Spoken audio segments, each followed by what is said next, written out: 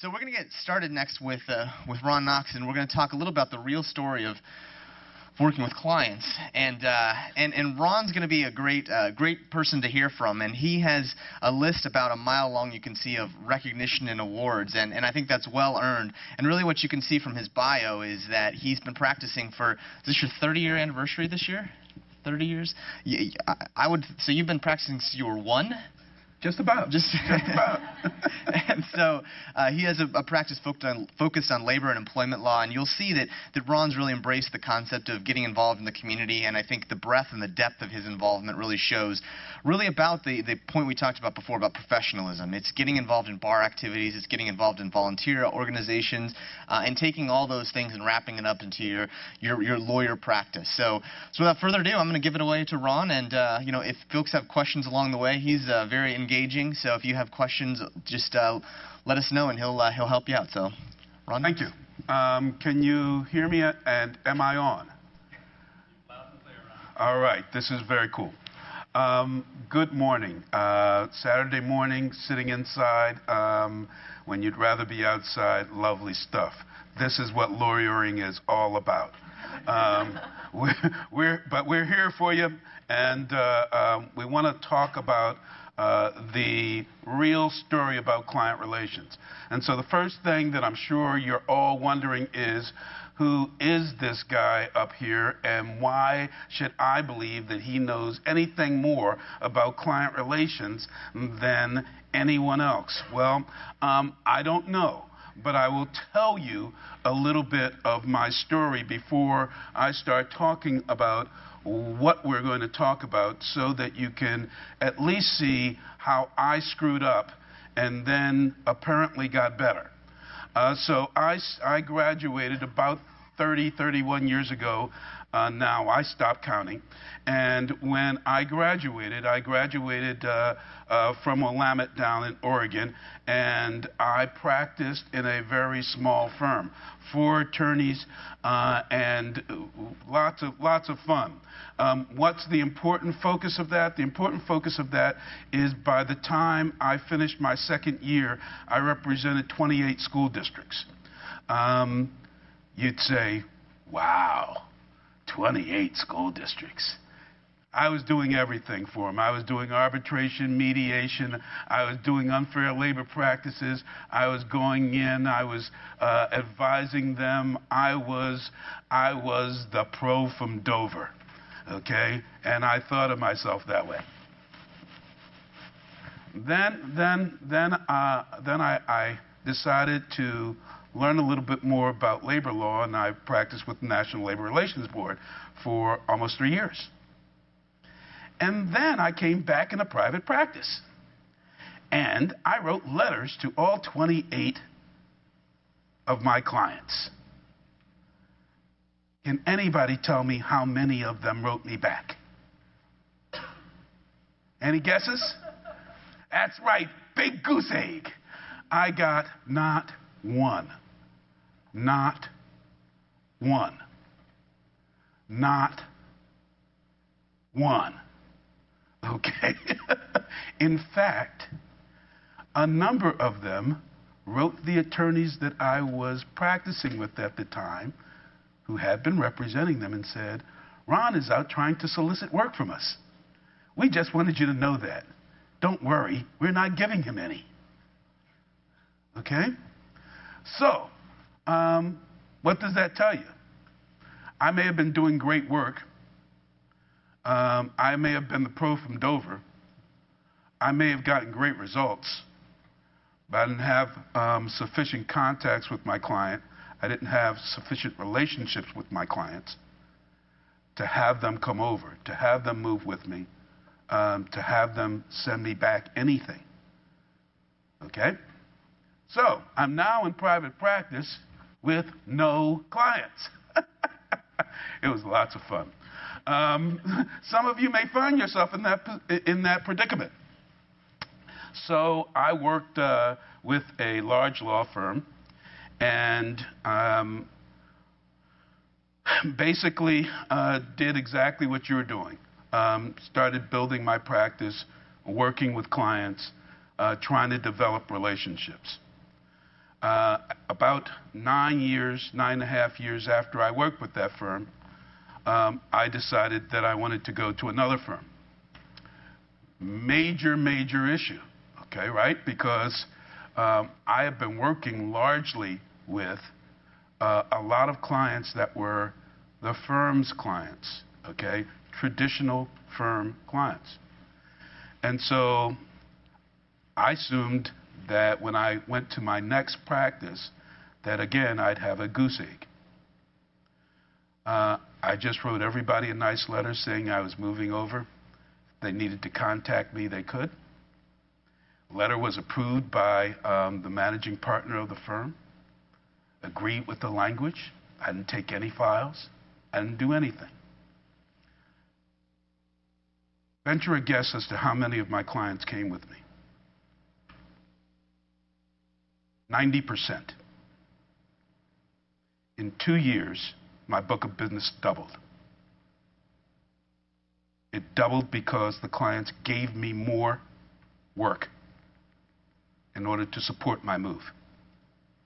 So, why am I up here talking to you about client relationships? Because during that 9-year period, I figured something out. Client relationships are incredibly important. Client relationships demand your attention. Client relationships are things that it's not just about the rules. It's about what you do with your clients. It's about how you get your clients. It's about how you communicate with them once you have them, and how you nurture that relationship. So that's just to start off. So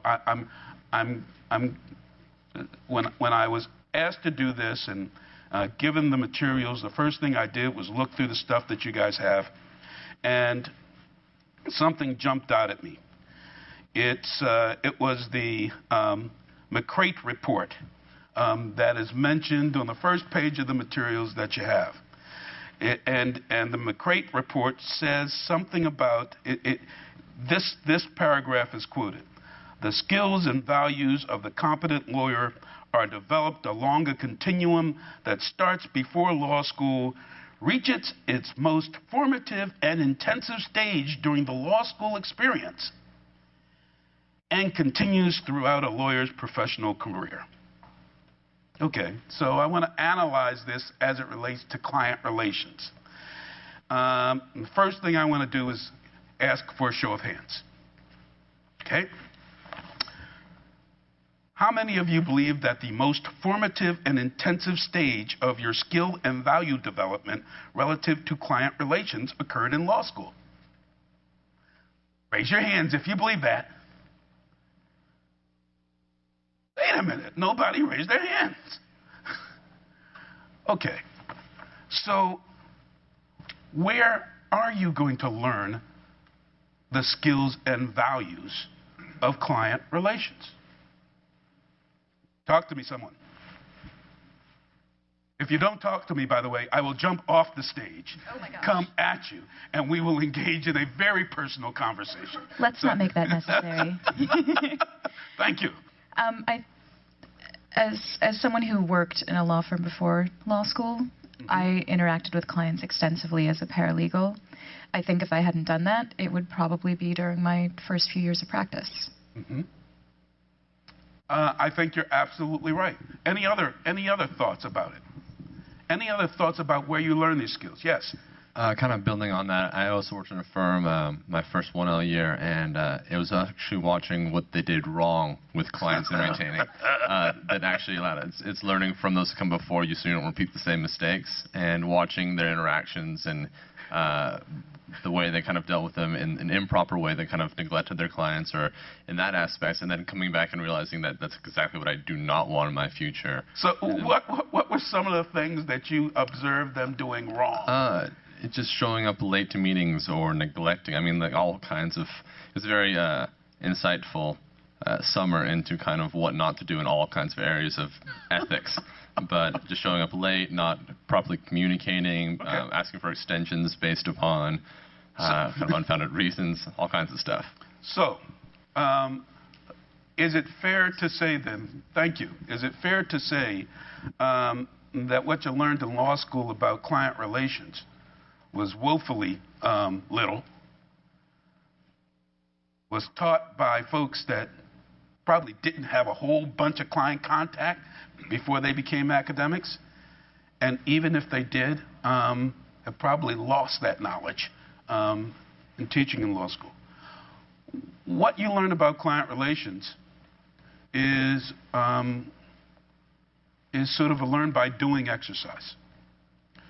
Our objective today is not to give you a whole bunch of rules. At least my objective is not to give you a whole bunch of rules about client relations. My objective is for us to have a detailed discussion of how to build client relationships. Okay? It's not about the rules.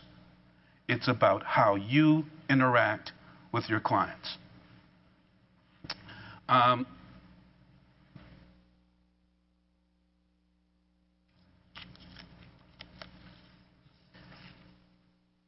Mary Jean and Eric were talking to you a little bit when I came in about the fact that in your practice, you have, as you're practicing law and having cases and doing cases, you have successes and failures.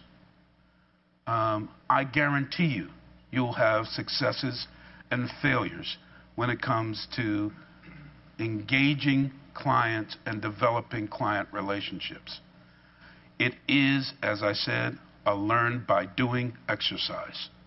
And as you get better at it, you will feel more comfortable with it. So let's start at the beginning. Why is it necessary to develop client relationships? Somebody tell me. Real simple question. I am teeing up a softball. Okay? Mary Jean is doing this, and I understand what this is. Somebody help me out here. Why is it necessary? Why is it necessary for you to develop client relationships? To get paid. To get paid. Guys, there's nothing wrong, okay? There is nothing wrong with acknowledging that we are in a profession to get paid so that we can support ourselves and so we can support our families. We're not in it for that reason, but it is certainly something that we do in order to support our families and support ourselves. How many of you are working at large firms now? One. How many of you are working at middle-sized firms now? Okay. How many of you are working as lawyers now? Okay. All of you will be very soon. All of you will be. And the first thing you'll realize is that eat what you kill is not a catchphrase. Okay? All right? It's real life. Okay.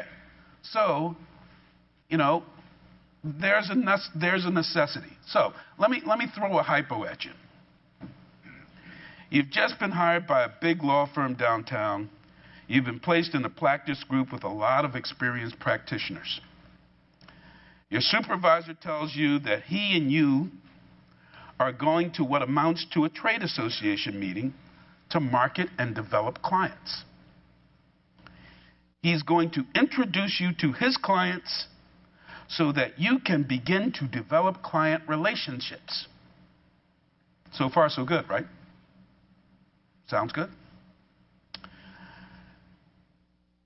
You guys are tired this morning, and I'm going to start coming down there. I don't care what the camera says, but give me more animation. Give me more animation. I absolutely need it. It's a 2-day affair, some 150 miles from your office, and you are driving. He basically said, you're going to drive us. I'm going to show you around. We're going on this trip. You get there. You find maybe 300 people there. Your supervisor starts mingling with the people. drinking, glad-handing, working the room. You're starting to feel a little bit uncomfortable because you don't know these people, you don't want to drink, and you don't know how to work the room. After 3 hours of watching your supervisor drink and work the room, glad hand, you're standing in the middle of the room. What do you do? Anybody? What do you do? You got to do something. You got to do something, guys. You're 150 miles away. You got the keys. Your supervisor has tanked maybe a half a bottle of gin. What do? We're developing client relationships, aren't we?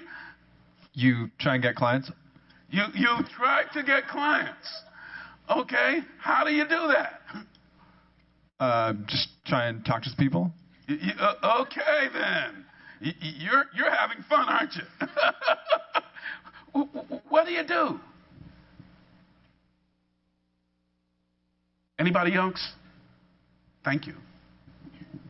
Anybody else? Okay. You just follow him. I mean, essentially, the best way to do it is, what I would do is just go up to the guy who's already well lubricated and just stand next to him and wait for a moment or something that you can interject in there, and you just go. I mean, you hope that well lubrication slides off, and you can slide in there and pick up something on the fly, huh? Well, I mean, the thing is, if you stand in the middle by yourself, no one wants to talk to somebody that no one's talking to. I mean, when it comes down to it, people want to be with somebody that seems outgoing, and we talked about it earlier, social and gregarious, and I mean, that's why he's able to work the room, is because he's willing to put his hand out there and introduce himself, and the only way you're going to do that is by going and associating with people or surrounding yourself with people that are like that. Okay. You had your hand up. Well, I would get out of the middle of the room and kind of find my way towards like a side corner or something. And then, very good. And then I would try to, stand like inch closer to somebody and just be like, I don't know, ask a question like, so what do you do? Or something. All right. You know what I did? I said it was a hypo, but I lied. It's a war story. Okay? You know what I did? I went outside, I got in the car, and I came back. I left him there.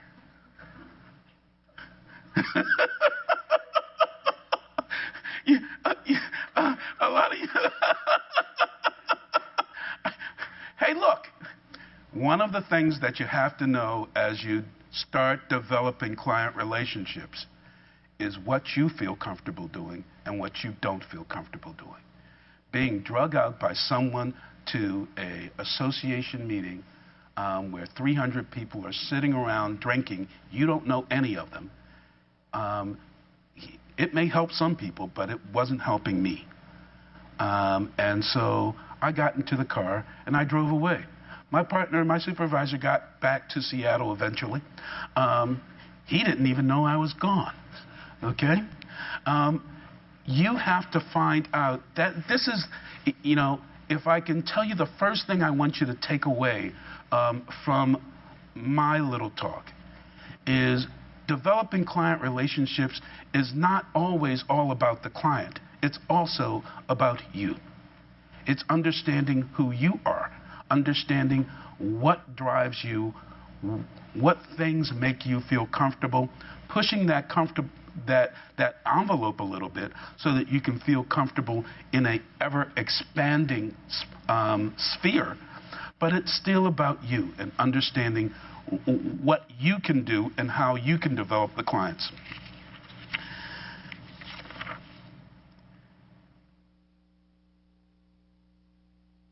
The bottom line is, when you start in this development process, you are trying to put yourself in a situation where you can succeed. It is important because once you make that contact, once I have contact with you, and I talk with you, and I develop that connection, then I have to start considering all of the other good stuff that we're going to talk about, and that is client intake. Okay, now that I've met you, okay, what is it that you want me to do? And why do I want to do it? Now that I've met you, what kind of expectations do you have of me? And how do I achieve those expectations? Now that I've met you, what kind of expectations should I have of you? In other words, when are you going to pay me? Okay?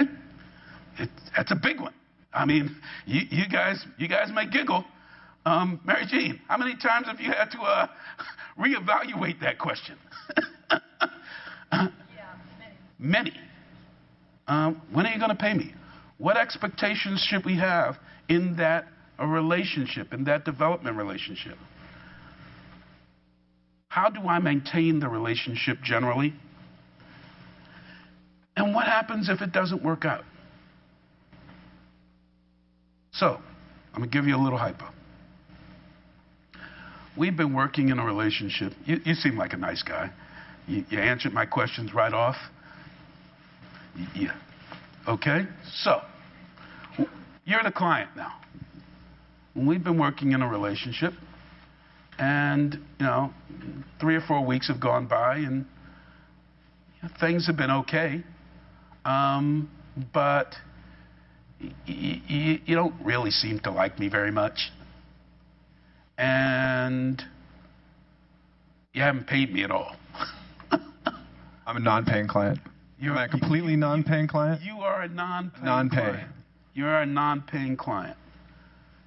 So how are you gonna fix this non-paying client situation? Ethically. That's a great answer. Now I want you to tell me what you're going to tell this non-paying client and how you're going to deal with it. Well, you should have agreed with that client prior to having allowed him to retain you, that there would be certain things that would happen if he did not pay. Oh. And when he doesn't pay, you should proceed the way you agreed. Very good. Very good. Now, I want you to give that mic to the lady behind you. And here's what happened. Okay? We agreed, just like he said. It was in a letter. Everybody was cool. But this is like 3 days before a hearing. And you really, really, really don't want to work with this guy. And he really doesn't want to work with you. How do you deal with that situation? I think being a new lawyer, and if this is my first non-paying client, maybe contact WSBA and get an opinion on what to do next. Oh, look for help. Looking for help is not a bad answer ever, okay? Looking for help is not a bad answer ever, okay? That's a great answer. WSBA is going to say, I don't know what to do. Okay, so maybe they won't. Maybe they'll say, yes, I do know what to do. Maybe. Maybe. Okay. The bottom line is there's a lot of different answers to how you deal with that. But those are the types of things that you need to be thinking about on the front end, on the client intake end, on the end that you are beginning to you first begin to develop that relationship that you need to take care of. Okay, so I have another hypo for you. You're a first-year lawyer in a 10-person law firm. Over the course of the year, you've begun to understand that on the economic side of lawyering, the concept of eat what you kill is more than just a catchphrase. You know that the more work you get, the better chances of success with the firm, and the better profitability of the firm. In other words, colleagues would like you a lot better. Okay? You get an email from a friend of a friend of a friend. He tells you that he was referred to you by the last 3 lawyers that he talked to, who didn't have time to take his case. He tells you he has a lead pipe cinch piece of litigation against his former company for terminating him in breach of his agreement. He's been employed in a position where he earns $250,000 a year. His agreement says that if he is not terminated for cause, he gets 2 years severance. So that's another $500,000. They never paid him in the last year that he was worked there, so he has a wage claim that comes with penalties and attorney's fees. And he says that they did all of this stuff because of his race and his sexual orientation. I know you're all saying, woohoo, look at me. All right?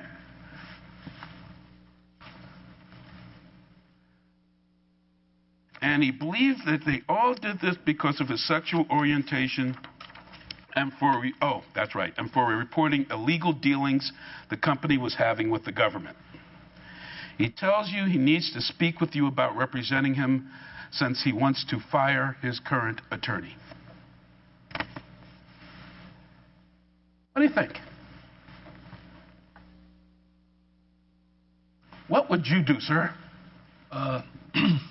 I wouldn't talk to him because don't you have to first ask his current attorney if you can speak with him if he's already represented? I think I remember. So you wouldn't talk to him because you wouldn't want to step in and interfere with the relationship with his current attorney? Yeah, I would. I thought that was one of the rules of professional conduct. You weren't allowed to. I might be mistaken, but if somebody's already represented, we're going to talk about it. We're going to talk about it. Anybody have any opinion as to whether that's necessary? Yes.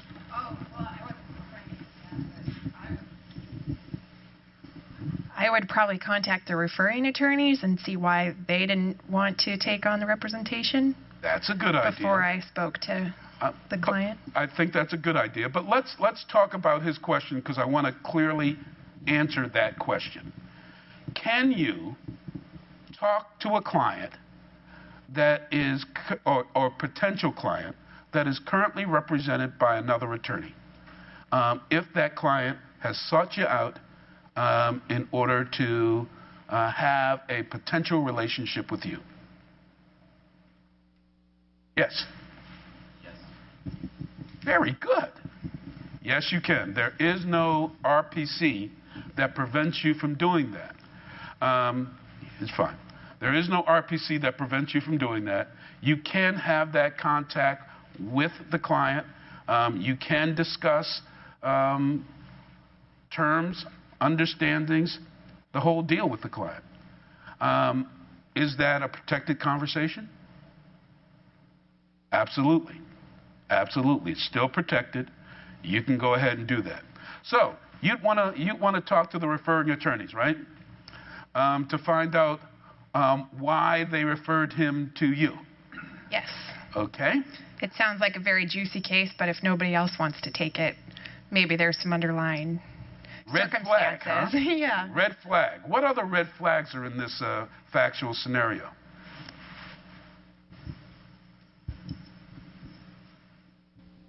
The fact that he's trying to fire his current attorney may mean he's got some pretty high demands for what he expects out of his attorney. That's a good one. What other red flags do you have?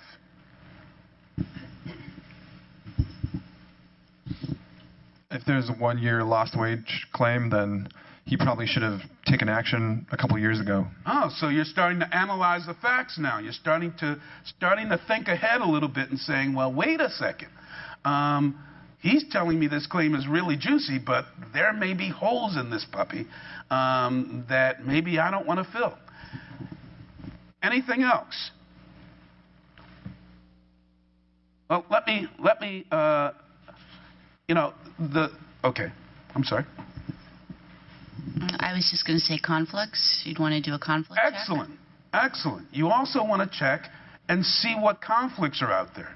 You want to make sure that even if you do decide to take this claim, this juicy claim, you know, it's not something that you're conflicted out of. What else do you want to consider? Yes? Contacting the prior counsel about the fire. Eventually, yes. Absolutely. Absolutely. You want to make contact eventually with that person to find out, okay, what's the status of this case? Where is this case going?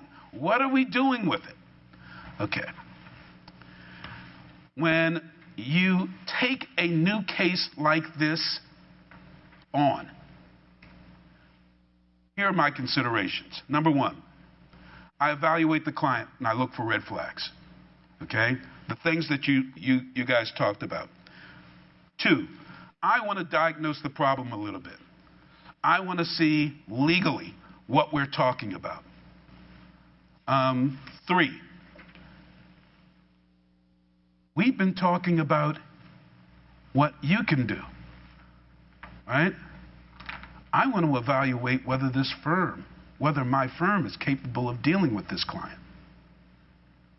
It is just as bad to accept a client that you know you can't handle, okay, to accept a client that you also know the firm can't handle. Right? And so that's another thing I want to do. I want to evaluate both actual and positional conflicts. What do I mean by that? Can somebody tell me the difference between an actual conflict and a positional conflict? Anybody? Okay. Actual conflict is like this. I've represented you on X, Y, and Z. I get a person coming in the door that has worked with you on X, Y, and Z, and they want me to represent them on Z, Q, and R. Okay? Potentially a direct conflict. Positional conflict. I represent employers,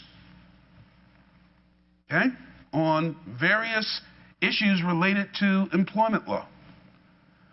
Plaintiff's counsel comes in and says, I want to sue employers, okay? No conflict directly, but I have to consider whether my representation of employers in the past positionally puts me in conflict with respect to representing her on the plaintiff's side for employers. Okay. And then the fifth thing that I do is evaluate the time commitment. So, let's go on with the hypo. You decide to take the employment case, and within a month, you understand why the client fired his previous attorney. He's calling you 10 times a day. He is sending you countless emails asking you to follow up on dubious leads. He's talking to his friends about the case on Facebook. He's reviewing and revising every document you produce in ways that are not very helpful. Your assistant has started taking long lunches every time he's scheduled to come in. You spend countless hours with him in meetings. After a lengthy meeting lasting 5 hours the night before, he comes in the next morning and in a joking fashion says, I'm back. And all you can think about is Jack Nicholson in The Shining. What do you do? What do you do? Help me out. Advise me, sir. I think at that point you have to return to your initial client-attorney relationship agreement that you should have created at the beginning of the intake and after the intake and after you've kind of reviewed all the facts, and return and discuss it with him and be like, these are the limitations, these are the services I'm supposed to be providing, this is going beyond that. I mean, just because you're supposed to be diligent and respectful and advocating on behalf of your client doesn't mean that your client should become your one and only obsession in life, and in like turn the client should not be obsessed with you, and there needs to be a healthy working relationship there. And so I think at that time you have to either discuss that and then discuss what he is expecting and return to those agreements, because that's the foundation of your entire relationship, is that agreement. Yes.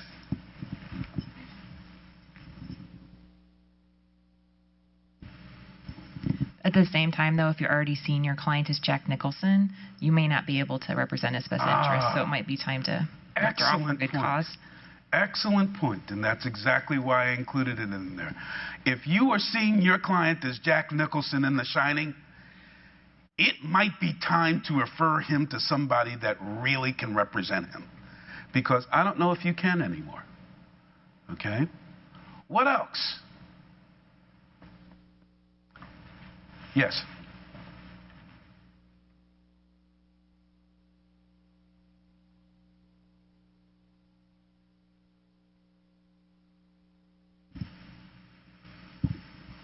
I was just going to say, I'd probably start off by by saying, you know, I don't mind talking to you all the time, or I don't mind you calling all the time, but firm policy is I have to bill you every single time. And so just to kind of give him an incentive not to bother me all the time. I do like that approach. And then if he doesn't pay, then you have another excuse to fire him. Okay. In combination with some other things that might have be a little bit helpful. Okay, so let me, in the last 2 or 3 minutes before I take questions, let me tell you what I think is really the crux of everything we've been talking about. It is communication. It is being prepared.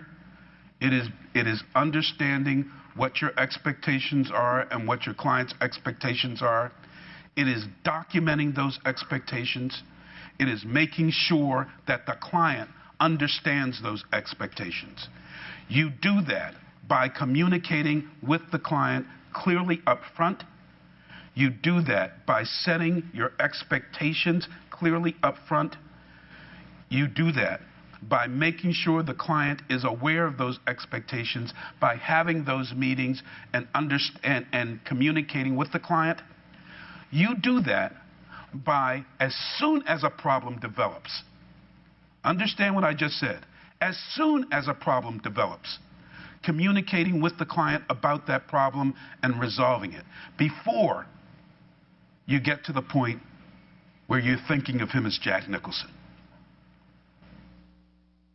And then making it very, very clear to the client that if it doesn't work out, no problem. You are not going to leave him out on the lurch, but it may be necessary for you guys to do whatever is necessary to make sure he's represented appropriately. There's one other aspect that I need to talk about clearly.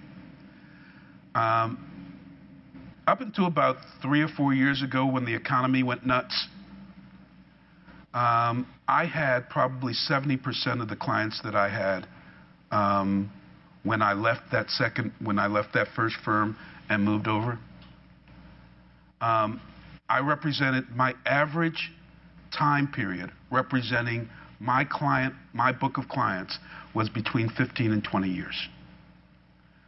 That wasn't because I'm the best lawyer in town. It was because I communicated with my clients. It's because I knew who they were. I treated them like people. I treated their businesses as important. I lived up to my commitments. I was responsive to them. I could tell you who their kids were. Okay? And they knew who mine were. I acted as their counselor in addition to acting as their attorney. That's what you need to do in developing a client relationship. You need to follow all the rules. You need to get the ethical stuff right. You need to make sure you have documents. You need to make sure you have it all set up and you have your files all set up and you've taken the steps to make sure that that intake is appropriate and you're capable of representing them. All of that is right. But the bottom line is you have to develop that relationship with your individual client. If you do that, not only will you keep that client, but something else will happen. That client will talk about you to other clients, to other potential clients. And that's how you build your book. And that's how you maintain the relationships. I'll take questions for the last 2 minutes. Thank you, Ron. Any questions for... Going back to the hypothetical, you're talking about the client that had been basically passed like a hot potato from one to the next. We're talking about like confidentiality. To what extent, because I know there's limitations on your ability to share on a prospective client, you have the confidentiality, and I know you're allowed to talk within a firm and share that is generally accepted, but when talking to people that essentially have all fallen within that prospective client confidentiality, how much can you actually obtain from contacting a prior person that's passed them on to determine whether, because I feel like, I mean, there's limitations on how much you could get, and I was wondering what the RPCs or how much you would be willing or comfortable. Here's sort of the down and dirty response to that. Your former attorney, the client's former attorney, has an obligation to make sure that the client's future attorney has everything that's necessary in order for the client's future attorney to process the case diligently. And so if I take that case, I'm going to give you a call. I'm going to ask you everything that I think is relevant about the case, and I'm going to hope that you tell me. Periodically, attorneys will have fee disputes with the client and will take the position that they are not going to provide information to the future attorney unless that fee dispute is resolved. I think that's a violation of the code. And that should never happen. Any other questions? Yes.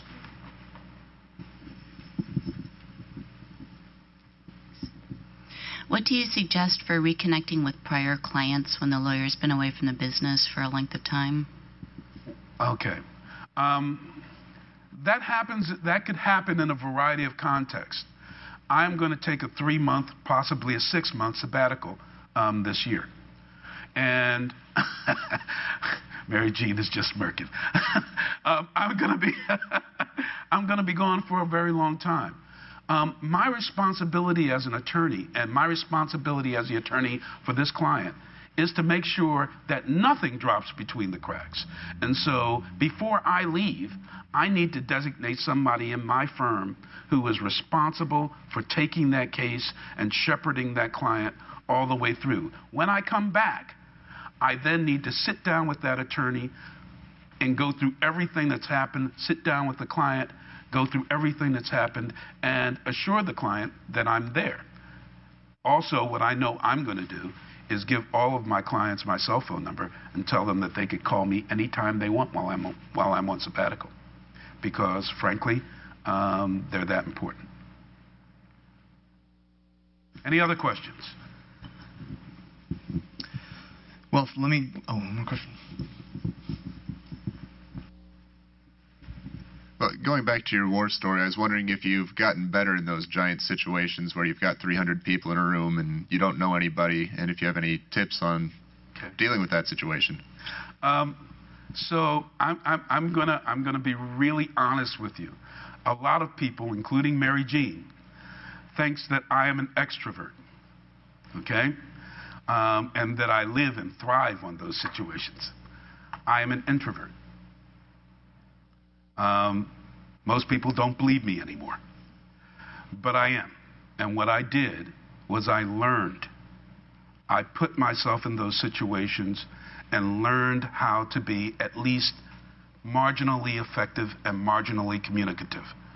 As I learned more, I got better.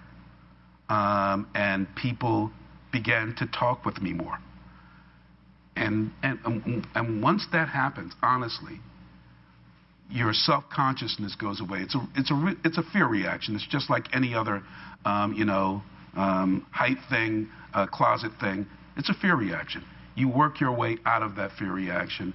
And one of the things that I used to do to work myself out is find something that I intensely loved and talk to that person about it, whether they wanted to hear it or not.